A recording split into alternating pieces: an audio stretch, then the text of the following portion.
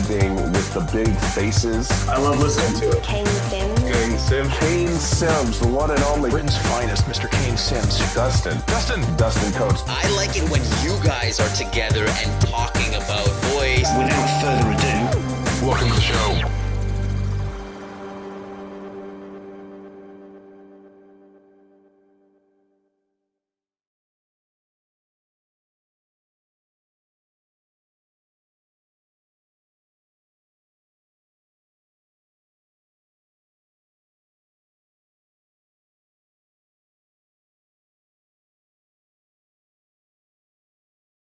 There we go. Hey. There we are. We're sorted. We're live. Hello, everybody, and welcome to VUX World Live. I am Kane Sims, your host, and I am usually joined by Dustin Coates, who is now on paternity leave still, looking after a baby, trying to get some sleep, and trying to figure out the whole joy of parenting, which our guest James Poulter today will tell you all about, as well as I can actually vouch for some of that as well, having a 2-year-old now, and I've just been talking there about how much of a nightmare he's been. I'm sure we'll get into that, among other things, including voice commerce, which we'll get to very shortly. But first, shout out to the Conversation Design Institute for sponsoring this episode of VUX World. If you are looking to be a conversation designer, you want to learn about conversation design, maybe you're a UX designer, you've kind of got that methodology, you've got some skills, you want to learn how conversation design works, then definitely check out the Conversation Design Institute. The courses that they have is all online. You can learn at your own pace. It's videos taught by Hans van Dam. What a name that is as well, by the way. It's you can learn at your own pace. It is literally, it will take you from beginning to end from what is conversation design right the way through to turning you into a conversation design practitioner. It is the best online course out there, honestly, that I've seen. And I'm not just saying that because they're paying me to say that. I'm saying that because I've done the vast majority of them, if not all of them. And this, without a shadow of a doubt, is the best one. So if you are interested in learning the ins and outs of conversation design, check out the Conversation Design Institute, and VUX World listeners will save 25% if you use the promo code in the show notes and on the website when this podcast is published on Monday or Tuesday. So anyway, ladies and gentlemen, without further ado, I would like to introduce our guest today, Mr. James Poulter. James, welcome. Hi, mate. Nice to see you. Nice to see you. And nice to see everyone as well. Thanks for having us on. It's nice to see you outside the context of another Zoom meeting. So it is. It is still in my bedroom where I've been for the last 10 months or so. It's where I've seen you most days of the week for 6 months plus. Indeed. I'm glad you've not gone anywhere else. This is how I do my thing these days. But yeah, it's nice to have you back on the show. I mean, you were first on the show a while ago. It must be about 12 months ago now. I can't remember when it was. It was a while back, yeah. And I think it was around about episode 50 or so. I don't know what we're up to now. I don't really count them. But you are on the Wall of Fame here. Yeah, I'm in the middle there somewhere. My copy of the poster since we left the physical office has been rolled up and put somewhere. So it's in the cupboard. It's going to be a collector's item one day, that. It's going to be a collector's item one day, that, because I got a load of them printed, and I've only handed out about 10 or 15 or something like that, and so there's a load under my bed. I'm more waiting for the baseball cap to arrive. I'm sure it's in the post somewhere. Yeah, I'm sure it is. Yeah, the VUX World hats are a thing of beauty. They are. Frank Schneider was tuning into one of the broadcasts a few weeks ago, and he actually cracked me up. He said, "Nice lid, Kane." Nice lid. Nice lid. I love that. Yeah. I do love that shop in the US, Lids. It's a great hat store. There's one in New York in Times Square, which I've bought several hats from over the years. So I very much encourage you go get a new lid. Yeah, get a VUX lid. That's the one. Do that. That's what you need. I'd never heard the term lid before. I thought it was quite good. I actually burst out laughing while I was in the middle of this, which is cool. But anyway, welcome. And thank you everyone for tuning in. We're going to be talking about voice commerce today and the Vixen Labs voice commerce report, which was published recently. And I've already heard quite a few people quote it, to be fair. The standout stat is the 40% of parents shopping on their devices, which I will probably start out with that maybe in a minute. And if you have any questions, boys and girls, on the chat in LinkedIn or YouTube, please do feel free to stick them in there, and James, I'm sure, will do his best to answer them.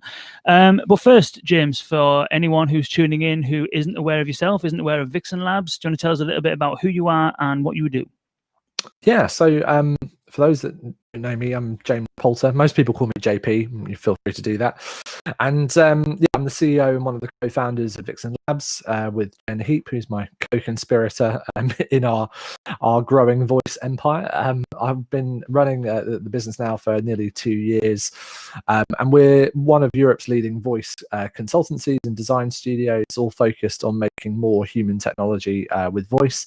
And we work with global clients, mostly in kind of the Fortune 500, FTSE 500 type realms, to really help them get to grips with voice as a technology, from strategy and design, working with a great team of folks, including Mr. Sims projects, and working across the board of designing and developing voice applications for Google Assistant and Alexa, which we're premier partners to both.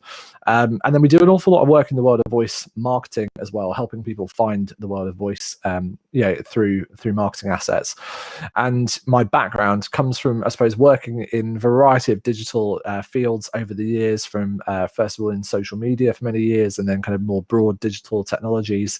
And then I got the opportunity to work at Lego for a number of years, which we spoke about the last time we were together on the show, working through emerging technologies. So I headed up the global emerging technologies division there, looking at conversational AI, looking at blockchain, looking at chatbots and many other things besides. And as a result, got to work on a number of voice projects that have now resulted in the business that we have today in the form of Vixen Labs, which is kind of growing with crazy speed, which is really exciting and a little bit scary, as people around the world are waking up to the opportunity that voice provides. Nice. I remember the last time we spoke on the podcast was we were talking about the Lego skill, and I even remember, actually, I think I included the music from the skill in the podcast because it had quite a nice little soundtrack to it. It's got a nice little jingle to that show. Yeah, I mean, it's a great project, the Duplo skill that we worked on when I was still part of the team there. And that was, I suppose, the most, the thing that really kind of catapulted my thoughts around this kind of world of like voice as a complement to other channels, whether that's physical play or digital play, but that voice can really add to that experience. And we had a lot of fun building that. And then since then in the Vixen world, we've had a chance to do other things in the kids space for brands like Lysol in the US, kind of creating interactive stories to help people wash their hands, through to quizzes and games and many other kind of more utility based things since. So it's been a lot of fun to kind of see how far we've come in that space. I remember when we first started coming up with those ideas back in the early part of 2017 for Lego, that was a hackathon with like 15 people from our team at Lego plus a handful of folks from Amazon, really trying to work out what it was to do with voice, with the original tall boy slim echoes, long before the little bubbles that we've got now. Samuel, I see your comment on LinkedIn. Yes, Lego is in Everything is Awesome Lego. I have nothing to do with the song, but yeah, that Lego, the one that you probably stood on in the middle of the night at some point or other. That's it's come a long way since then, but it was a great opportunity to be involved with it. Nice. And I was asked this question today. I was chatting to a university doing a bit of research into voice and the future of voice and things like that. And I was asked this question, which I have been asked quite a few times in the past, but I don't think I've been asked it since COVID. And I'd be interested in getting your response to this, which is thinking about when, like, I know obviously voice technologies have been around since, the 30s with Audrey and things like that. But in recent times with Amazon Alexa, Google Assistant, the kind of more what we would probably call mainstream voice assistants. And we've both been involved in this stuff for quite a number of years now. Like, not necessarily old hat, but there's a lot of kind of newcomers into this space who have been coming in and doing things over the last kind of 18 months. The question I was asked was, compared to even 3 years ago or 4 years ago when you first started sort of looking at this sort of stuff, how would you describe it now from a brand perspective in terms of how brands are thinking about it and approaching it? How are things now compared to 2017? Well, I think when we first started looking at it in 2017, I think there was a lot of novelty value around it. That was what people were really going for. It was this novel thing, the fact that a computer could talk back to you and have an answer. really crossed that chasm quite significantly now. It's an expectation that these things can talk back to us, so we're no longer like startled by the fact that it understood what we said or came back with an answer that was remotely related to what we asked it. So I think we're definitely past that point. I think where we're at now with businesses is, we come to the close of what has been a mad year with COVID and, kind of 2020 and all of its craziness. And as we look to the new year, is that 2021, I think, is the time when we go from kind of novelty to necessity. We started with novelty because it was a fun, quirky and interesting thing, but it was never going to be a critical business driver. Now we're into necessity because actually we're seeing such significant volumes of people using these devices to get things done that it becomes something that really is a brand or a business we can't really ignore anymore. When you mentioned the quote from the commerce report, 40% of users are making purchases with voice. And particularly the people doing that now are, really significantly household, kind of money, managers, the family heads of families in these organizations and the ones that are making these purchases, parents leading the way. And so, any other technology, if you said 40% of users are potentially doing this and 70% of them are asking questions about your brand this way, and the fact that most businesses still don't really have a handle on what those answers are, that to me screams out that it's a necessary thing for you to get a handle on. So I think as we move away from just thinking about the novelty of voice apps, we're seeing a lot more focus on search, a lot more focus on optimizing content that's already on the web to be found and discovered via an assistant. And that as that expectation that we can talk to technology comes out, that we should also expect that these owned assistants from brands and businesses begin to become much more prevalent because we expect a business to have a way of us engaging in this way. Nice. We're going to, I also, the use cases I think have changed as well in terms of, 2017 was you mentioned novelty. A lot of the use cases were novel, fat jokes and dog dad sounds. Jokes and that dog sounds. Yeah. Fat skills, still one of the most popular skills today, to be honest, which is crazy. Worrying, but true. Yeah. So you've kind of hinted at the voice commerce report there, and we'll get into that in a second. But for context, tell a little bit about like what the voice commerce report is, and also I'd be interested in why Vixen Labs did it. So we've seen a few reports come out. We know that VoiceBot publish things all the time. We've seen one recently by Voxley Digital, which is another agency in London, so there's a trend maybe moving towards kind of like consultancies, agencies, kind of investing in these kind of reports. What was the motivation behind the report, and then what is the actual what was the report? What's the study all about? Yeah, so I think why we did it was because I was particularly intrigued to understand, firstly on a UK basis, where voice is today, and beyond just devices. You could read all the stats you mentioned from VoiceBot and the team over there. They do a great job tracking kind of device sales and kind of platform differences. All of that's helpful, but it doesn't actually really tell us an awful lot about what consumers are doing and also what their intentions are to do in the future. It's all very much based on the here and the now. And so what the commerce report sets out to do is to try and look at how voice might drive the wheels of business in the future. Commerce, it's not just buying things, although that's obviously a significant portion of it, but it's that whole journey from discovery to decision to making that purchase and then to loyalty and beyond. And that wraparound thinking on commerce is what we try to look at. The consumers of today, what are they doing now and what's their expectation of the future?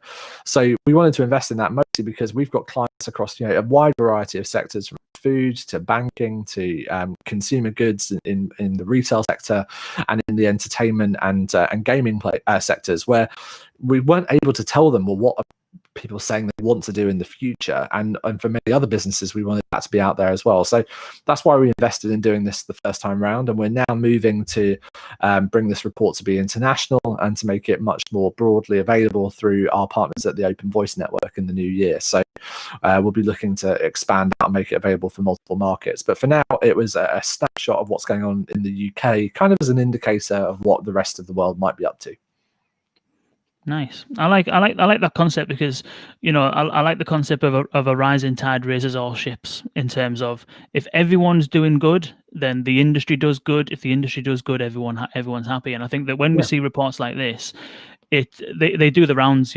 Everyone uses them, everyone looks to them, and it's nice to have an updated view on realistically where are things at. Like, and you mentioned VoiceBot, and VoiceBot's fantastic for the reports that it does and things like that. But for a long time there was zero in the UK. It was really difficult to find any information out about the UK, and that makes it difficult because it's not only from a client's perspective in terms of wanting to show clients and potential businesses that want to invest in this technology where things are at right now. It's also, as a community, as an industry, it's in our interest to know what's going on. You know what I mean? So I think it's a fantastic idea. Yeah, and I think particularly the more people kind of understand what's going on, the more compelling use cases that we can make to different businesses and brands for them to level up the content that's available via these voice devices. Because I think we often lay a lot of the blame at the door of Amazon or Google to fix this problem, and I actually don't think that's true. I think that a large point of this, we saw in the stats, one of the main barriers for people using voice devices, they think they're not accurate enough. The accuracy isn't down to the AI. The accuracy is down to the information. And the people that come up with that information are the brands and the businesses that publish it. And if they're not optimizing those answers to be found, by these assistants, then of course those answers are going to be inaccurate. So, for us, I think the reason we put this stuff out into the world and people can go get it free, I'll just give everyone the URL if you want to go grab a copy of it. It's vixenlabs.co/VCR. If you want to go get the report, you'll see yourself that this is something we can use with all clients from all businesses to try and get people to invest more in the world of voice, because we don't want this to just be an issue for us. This is an issue for anyone that's working in any brand or business to try and improve their overall experience of voice assistance. The better that we get at optimizing web results, optimizing content, building conversational actions, the better the experience for users is going to be when they use these assistants, and ultimately will build the industry. And that's definitely what we want to try and do. Nice. So this report then, it's looking at UK households, and it's trying to gauge the temperature of where the appetite is and current behavior is for transacting or for shopping using voice technologies, correct? Yeah, absolutely. I think we looked across the board, so not just at the purchasing. Obviously, purchasing is important, but I think many of us acknowledge that because of the limitations of the platforms, particularly for the big assistant platforms like Alexa, which are much more oriented to shopping from Amazon primarily. The majority of people aren't necessarily buying everything that they want to buy or using every service, but what people are doing is using their voices as part of the shopping journey at some point. So we saw in the research that 70% of users are searching for information about specific brands. And that's really important. It's not just these general get me the answer to a question. People are asking about specific brands and businesses, like, what's available at my local restaurant today, insert restaurant name here, or kind of, does my bank do this? Specific questions. And because of that, that comes back to this point about it's on brands and businesses to make sure that information is discoverable, optimized, and it's good quality. It's not just a snippet that's been ripped from somewhere else on the web, or you're not relying upon an unoptimized video or something like that to try and serve that answer. We need to be designing conversational responses for these conversational interfaces in the same way that, for many, hey, there's plenty of brands and businesses out there that still haven't got around to making dynamic web apps, or, kind of optimizing their mobile pages to be actually usable on the mobile web. But those are the ones that are missing out, not the ones that are leading the way. And I think the same thing is now true of voice, is that we can't just wait for the rest of the world to catch up. If we're going to lead the way, and we have to start optimizing the web to be found, because people are asking these questions. If I was a brand owner, I'd want to be able to answer them. Another interesting thing I found was that you think when you see Amazon release the Echo Auto, and you see, headphones like Bose headphones coming out with Amazon and Alexa enabled, I've got some here. Have you? What are they like? These, the Bose 700s. Yeah. What in terms of what's Alexa like? Alexa is pretty much as good as you would expect on a smart speaker. I mean, it does nearly all of the things that you would imagine that an audio only interface with Alexa does. And to your point, we're seeing more and more headphone manufacturers go this route, because the microphone quality, if you're at the high end, is so good and the noise cancellation is so good that I can walk the street and use Alexa to activate BBC Sounds, or you get my kind of weather information, or kind of check my account details, or all those kind of things out in the world now. So I think we're definitely seeing it in the headphone space. Yeah. Because what I was thinking is, I use predominantly AirPods and Siri, and then in the car I got an Echo Auto purely just for testing purposes, to be honest. But it's actually all right. It's a bit frustrating sometimes if you're on the motorway because it doesn't really hear you because of the noise and stuff like that. So maybe it's the mics need a little bit of work and whatnot. But broadly speaking, I think that what's interesting is it does give rise for new use cases because you use it slightly differently. However, my kind of question was always like, how long is it going to take for these kind of devices, for this whole concept of Alexa everywhere or voice everywhere or ambient computing? Like, how long is that going to take for it actually to materialize? And I think what I found interesting in here is that in this report from the Vixen Labs Voice Commerce report is saying that 40% of users are using voice in headphones or in cars. So arguably that kind of adoption of voice on the move is already happening. Absolutely. Yeah. I mean, I think most people would recognize that. Okay, the life cycle of cars, we're going through something specific in the UK right now with a lot of regulation coming in, forcing people to think about upgrading to cleaner vehicles, particularly now the government declaring they want to end the sale of new petrol and diesel cars by 2030. And we've got the new LEV, which is the ultra low emission zone, coming into place in London as of next October, which will cover a larger degree of London where diesel vehicles will kind of be unable to really sustainably be run. So it's driving a lot of new car adoption. But even if you go back 3 to 5 years now, most cars have had CarPlay or Android Auto available in them. I've just bought an old Land Rover, but I've been able to go out and buy a head unit, and you basically can't go buy a screen-based head unit now that doesn't have one of those assistants in it. A number of the ones that I could have bought had Alexa directly integrated into it as well if I'd wanted. So having also got an Echo Auto, I didn't go down that route. I've got an Echo Auto and now CarPlay in both of my cars, and that's, I think, becoming very common. If you look into the US, one of the biggest producers of new cars, 90% of new car sales in the US have a voice interface built into them, either featuring one of those manufacturers I mentioned or their own assistant from the likes of Mercedes and BMW. I know you've spoken to those guys before. So this is a big move, particularly in automotive. And basically you can't buy a pair of certainly a new pair of Bluetooth headphones above the $50 mark that doesn't have assistants already built into it, either activating the assistant on your phone or natively in the headphones like Alexa on the Bose devices or Jabra or others. So just by the sheer refresh cycle of people buying these devices, voice is going to be there.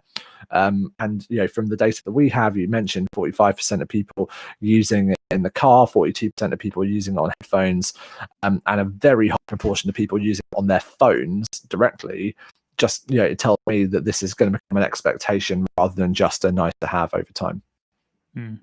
Interesting. So Andy Munsey is asking, when is IoT and voice getting together with RFID stickers? That's a good question, Andy. I wish I had the direct answer to that. I think we're waiting to see kind of how far and wide iOS 14 kind of drives the adoption of things like the app slices, which is one of the really interesting ideas coming out of Apple at the moment. These kind of micro, very easy to activate, almost download free versions of the apps, and those do have the ability to integrate with SiriKit. So you can start doing things like Siri shortcuts, begin to be pairing up with those RFID stickers. So I think that's probably where we're going to first begin to see it. We've not seen an awful lot of movement from the Google side, but app slices and app actions already beginning to allow us to deep link into our phones, and then I suppose you can pair that with other actions that you might then carry out on an RFID. I could imagine being able to walk into a supermarket, for example, and say add this to my Waitrose basket here in the UK, and then if I want more information, go tap my phone to transact, for example, an RFID sticker. Those are workflows and user experiences which I think we should begin to expect to see. I was even in my local coffee shop today where I could have paid with kind of my phone, and they had an RFID sticker in the window just to do my points and loyalty card collection. So we're beginning to see that, not just in that was an independent coffee shop, right? It's not in a big retail chain. So we're going to see more and more of that integration. And how much of this how much of this kind of stuff do you think is down to, you mentioned earlier on, around discoverability, and we touched on it briefly, and I know we've spoke about it before around, it's not up to the big kind of companies to help you get traffic to your skills and stuff like that. It's kind of up to the brand to go out and to do their own work, as you would do with any other form of media or any other kind of digital property. And so when it comes to things like RFID, things like, things that are either bridging the physical and digital world, or in generally, kind of like increasing the adoption of or converging all of these technologies together, how much of that do you think will be driven by brands who kind of take it upon themselves to kind of push the boundaries a little bit and to implement things like that, versus enablement by your likes of Google and Amazon Alexa? Do you think it's more going to be driven by those, or do you think it's going to be more driven by the brands implementing?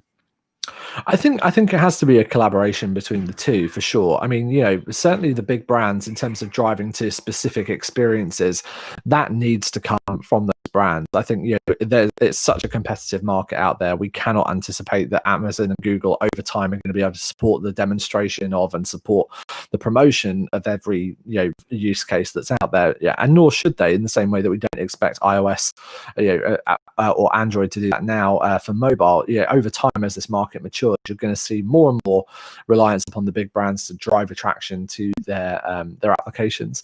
I think the thing that often, though, people fall down on is trying to think that somehow that they have to try and replicate everything that's going on in their mobile experience over into their voice experience, and that's just not the case. That the point it should be is that brands now can see that they can do slightly different things, maybe complementary things to their existing experiences. And if that's the case, you've got a lot of endpoints and a lot of touch points with your consumer that you should be thinking, well, I'm going to make use of voice in this scenario as well.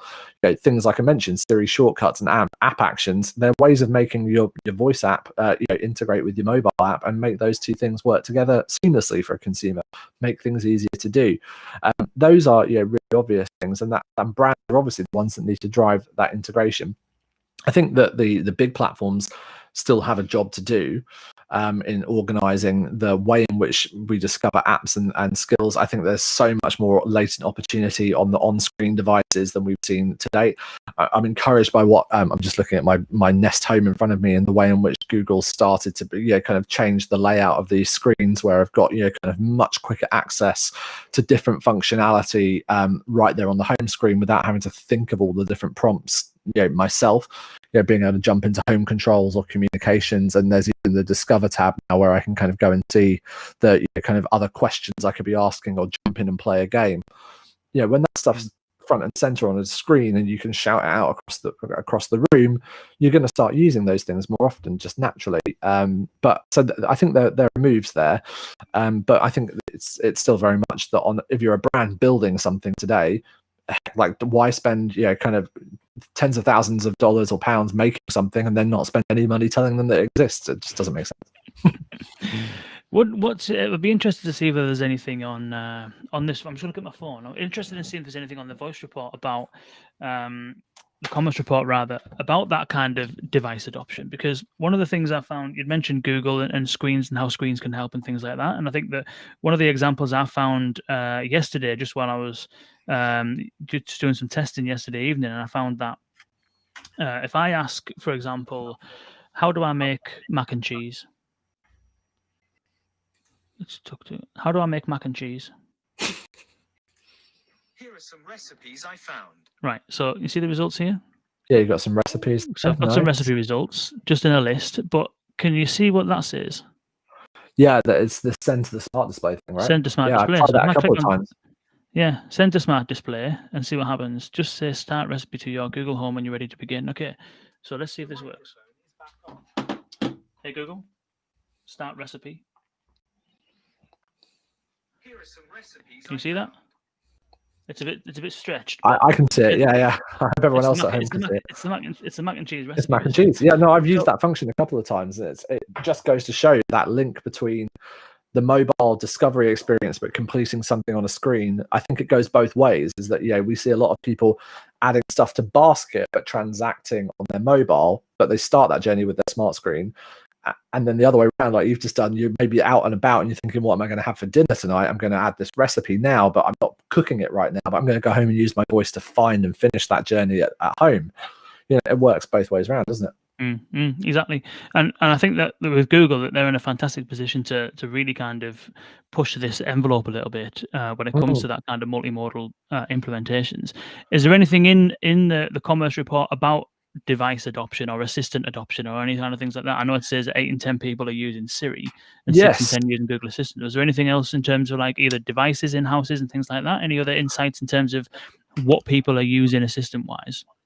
I think one of the highlights, or one of the interesting things I would pull out from the findings, is that when we look at the difference between people who use Alexa and use Google Assistant every day, so these are the heaviest users, there's only about 5% in it. Alexa slightly leading on the Google Assistant side of things. Maybe you want to go full screen. I can, for those watching on the video version of this chat, I can share with you what this looks like. But yeah, go for it. Yeah. So yeah, we see that there's kind of 33% of people are using their Alexa every day, whereas 25% of Google Assistant. Now, you go, well, what's interesting about that? Well, what I find interesting about this is that regardless of the platform, this is becoming habitual for a large amount of people that use their devices. So if you're talking about smart speaker owners, we're talking from our survey that it can roughly look at about 1 in 4 to 1 in 3 family a smart speaker in the UK based upon this. So 25% of the population, and of those, nearly a third of them across whatever platform are using it every single day. And that's really I think that's really encouraging, because what we are seeing from that is it's not just one of those things where people buy these things and then basically they end up living in the corner and they get dusty and forget about them, like a Fitbit or a smartwatch or something they might have bought and then never remember to put back on. A significant proportion of these every day. You then go down the categories and you've got massive numbers of people using them at least once a week, or more occasionally than that. So these are devices that people have at home that they're regularly talking to, and those are just the smart speakers, let alone the amount of people that are using their voice on their devices. The other stat that really struck out to me was the percentage of young people that are using voice on their mobile. That is really quite significantly higher than I think any of us could have imagined. If I find the right number here, it was so 94% of 18 to 24-year-olds saying that they use Siri regularly. So Wow. That's a really high percentage. So if you think about that many Apple device users who tend to be the early adopter leader category and spending more money on higher priced devices, their expectation is going to be that their phones have communication via voice. And we know that trains people to use voice across all other categories. So I think I'm encouraged by the way in which the device stats are going. But I don't think devices are our problem. But very quickly, we're seeing devices with voice get into every, kind of part of our households. We've got 4 in 10 people controlling their TVs already with their voice. New TV cycles boosted by new console generations are going to drive that in terms of gaming. All the gaming consoles also have voice control built into them. I can go control my PS5 with voice from now. And even like Amazon today, they've just made the Echo frames, their glasses, go into general availability with some new styles. Bose are currently discounting their next version of those glasses on Black Friday. I think we're going to just see voice devices proliferate everywhere.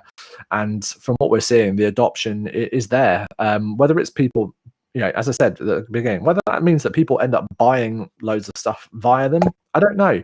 I think that we see a trend towards that, and certainly with certain categories like food delivery and restaurants, as well as also retail in terms of just buying consumer goods. There's definitely a percentage of people that are going to do that. Other types of categories, we'll wait and see. But I think what we definitely know is that people are going to use these devices to search for the information that they need about businesses and brands. And that's why it's so crucial that everyone gets on top of it.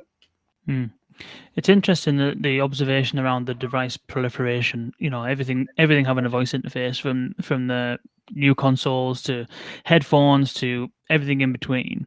Yeah. And the criticism that Amazon got, not criticism, but it was kind of like a little bit of cynicism around Amazon's device launches last year or whenever it was, when they released like not watches, but clocks and microwaves and earbuds and rings and glasses and all this kind of stuff.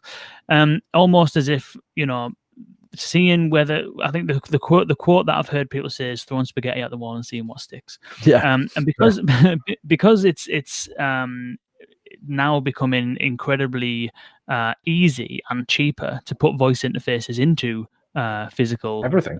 objects. What are your thoughts in terms of where that's going? Do you think it's just going to continue to proliferate, and therefore there's going to be more and more and more and more voice interfaces around us, whether that's Alexa or Google Assistant or what have you, and therefore the adoption increases, and therefore the opportunities there for brands increases? Or do you think that we're going to see an expansion and then things find their feet and then start to contract, and then we'll be left with what we use? What was your thoughts in terms of the device proliferation? For a number of years, whenever like Sonos releases a new set of speakers, the guys over on the Verge podcast, which I love listening to, they always talk about the Sonos problem is that, whilst Sonos keeps on releasing more and more speakers, we don't all get more and more rooms in our houses to put them. I think that's definitely a problem. I'm sat here. I mean, okay, we're enthusiasts, right? Yeah, you and I, we're in a very special class of people at this point. But I'm sat in this room with like 1, 2, 3. I've got 3 speakers in this room that can do this. In my bedroom, there are 3. Like, in my living room, there are 4.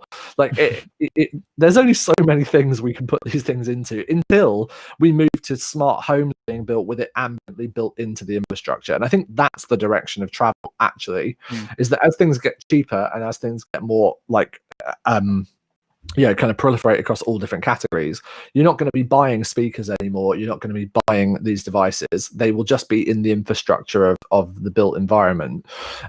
So you'll be able to buy houses in the future that have Sonos integrated already into them. You'll be able to buy, you'll be able to choose which assistant powers your smart home when you buy your home. Why would you wait until after the fact to plug all of it in and have cables dragging everywhere? Like, the way in which we're doing it right now is adding it to old infrastructure. The future will be new infrastructure with it built in from the get-go. And at that point, then it really becomes about interoperability between the assistants and what type of assistant you want running the majority of your life. I mean, not just the IoT in your house, which obviously is kind of an important thing, but very much so, like, what systems do you want to tap into with your data? How are you going to manage multiple different users in that home, listening to different voices? And that's what we're going to have to consolidate around, because it's not just around consolidating around the devices, it's consolidating around the assistants that we choose to interact with. That's what we need to kind of get a better handle on. And until we do, we're probably not going to know how the market is going to play out. I think that we are heading towards a future where we will all live with probably multiple voice assistants with us, unless Apple drastically changed the game with the way in which the HomePod is going, because they're certainly the ones that are winning the kind of the main device that we all live with every day game in terms of these things, phones. Until we kind of work that through and see whether or not HomePod Mini can perhaps penetrate the market more significantly, kind of the HomeKit IoT devices maybe get a little bit easier to work with. Those probably are going to be defining factors in how we end up seeing the market consolidate.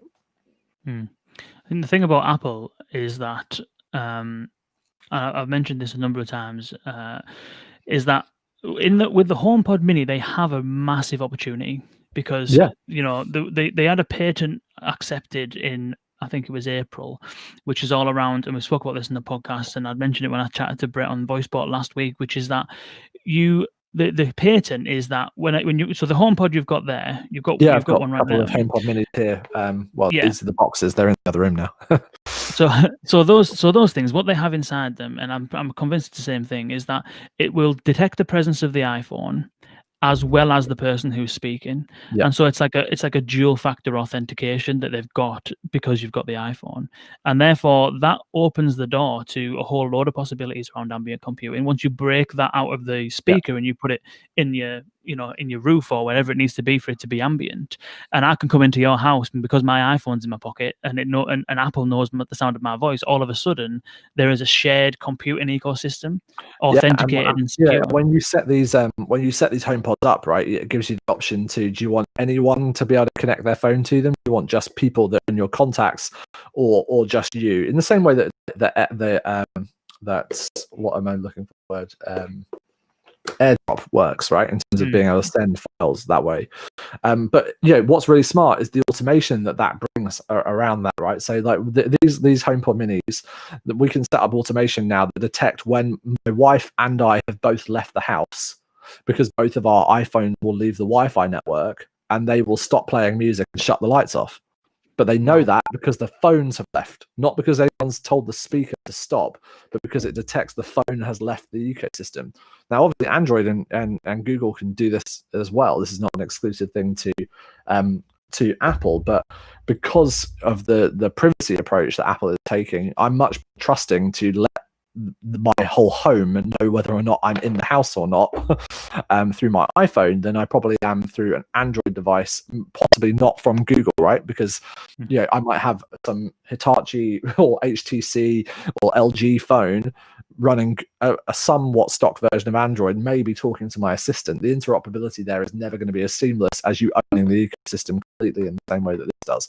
So I think there's some really interesting opportunities there, and it allows you to do some really smart stuff when you begin to think about what is the way that the rest of our assistants orientate ourselves around our primary devices. And for many of us, our primary devices are still our phones. So I think that the phone, from a device perspective, I think is still one of the most important and significant things for us to be thinking about in the world of voice, not in terms of just making voice work, but in terms of how that is the data control. It's the brain of how you interact with the rest of these things. And then from a software perspective, I think it's all about search, not just apps, because I think if you get the search right and you get the device brain right, then you might have a much more powerful ecosystem than those two things separately.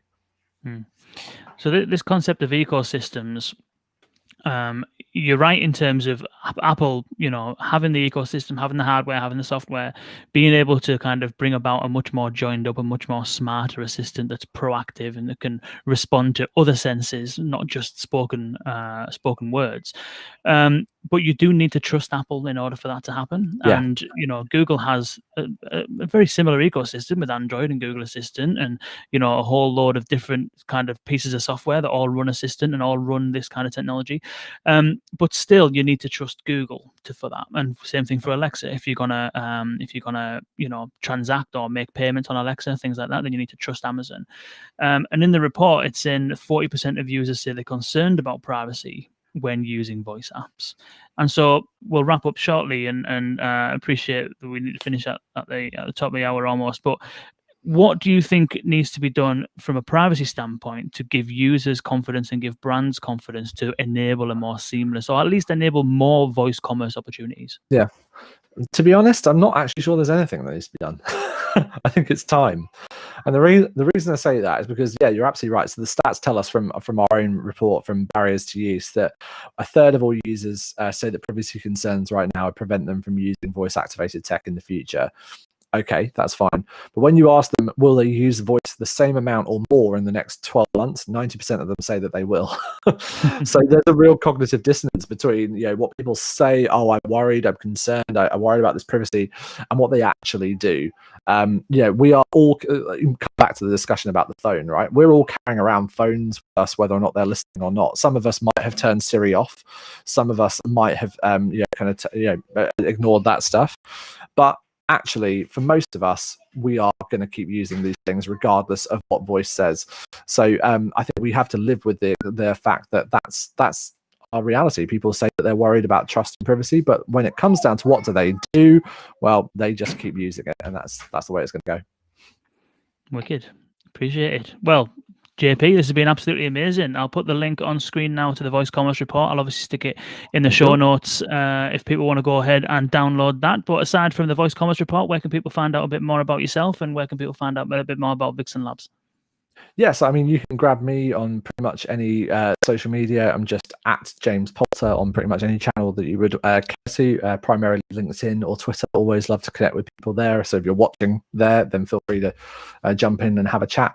And for Vixen, you've got the URL on the screen right now if you're watching on YouTube or LinkedIn. But for those at home, it's vixenlabs.co, and you can find the link to the Voice Commerce Report there. You can download the executive summary, which we make available for free.